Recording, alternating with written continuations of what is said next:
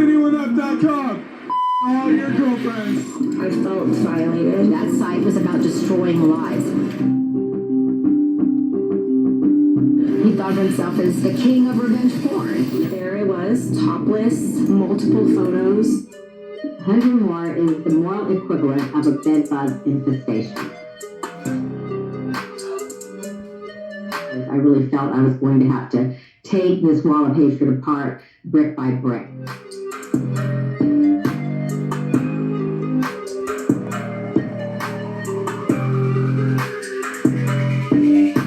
Has there been any individual you've just felt sorry for to the point that you take something down? No, this is too much fun.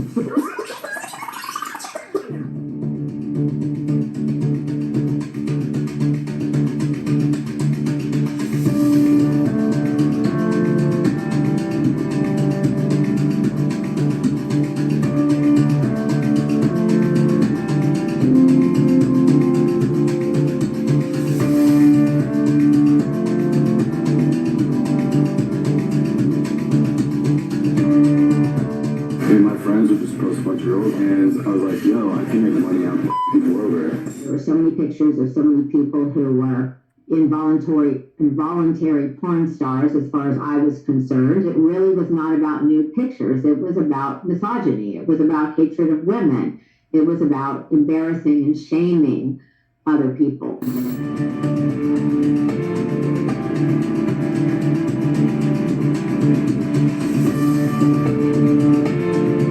Hunter had said, should I post this teacher? Do you think she'll lose her job?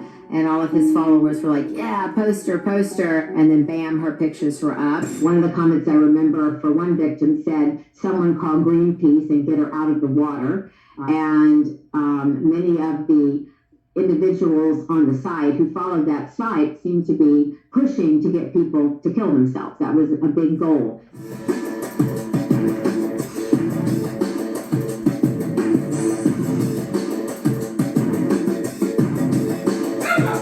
Pleaded with him to please remove these images, and the response that I got, LOL. You do know what you're doing is sleazy, right? I don't feel it's sleazy at all. Really? Yeah. The people that they're trusting are the ones that are submitting it, so why isn't the blame pointed at them? Dude, without bullying, I don't know what I'd do.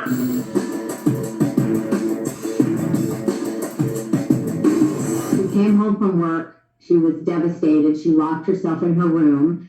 She shut down her social media. She was getting comments, like phone calls from strangers. In fact, a well-known porn star contacted her about talking business. He came after my daughter. He needed to be brought down. Victims are just they're in a fetal position, essentially. Most of them cannot fight for themselves.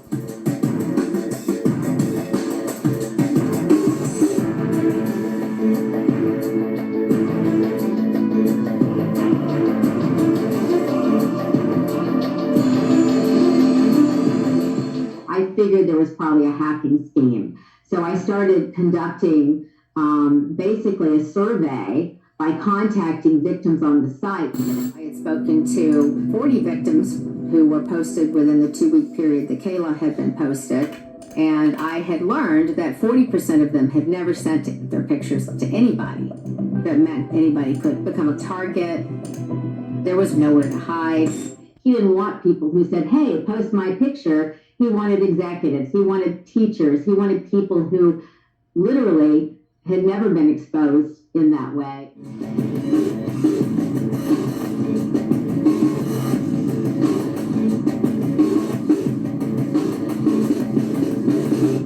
I said sarcastically to the operator, I said, oh, I see you help Scarlett Johansson when she gets hacked, but you don't help the average person. And the operator just sighed. Okay, let me transfer you to a detective.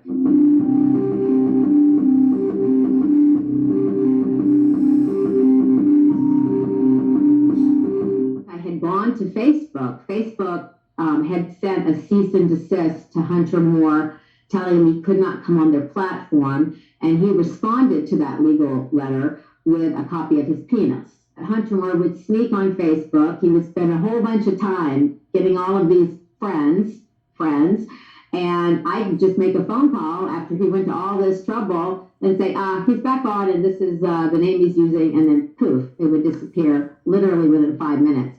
And it was just this minor joy that the victims would have of, Hunter didn't know who was doing it. He thought that they had algorithms.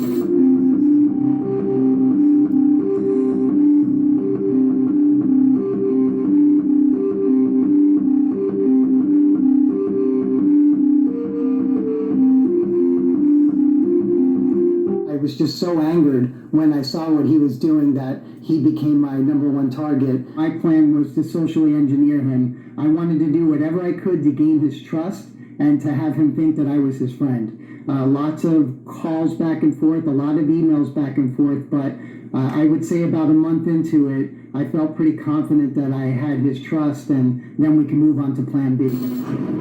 I had one goal: get the site taken down.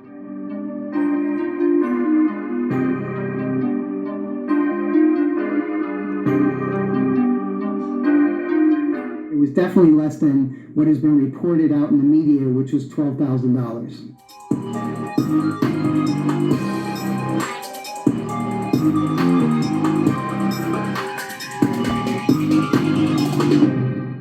Hunter said he was going to come after me. He was going to ruin my online reputation. He would spend all day doing that. His followers were calling me on the phone. They were calling me. They're trying to hack into my landline. I could tell because there'd be like little beep. It's going to get a lot worse. He was planning something even more dangerous. He didn't expect any accountability. He started turning against me, but it wasn't just me. He was going after my wife and my children. And I think any man would say, any good husband would say, if you fuck with my wife, I'm going to fuck with your life.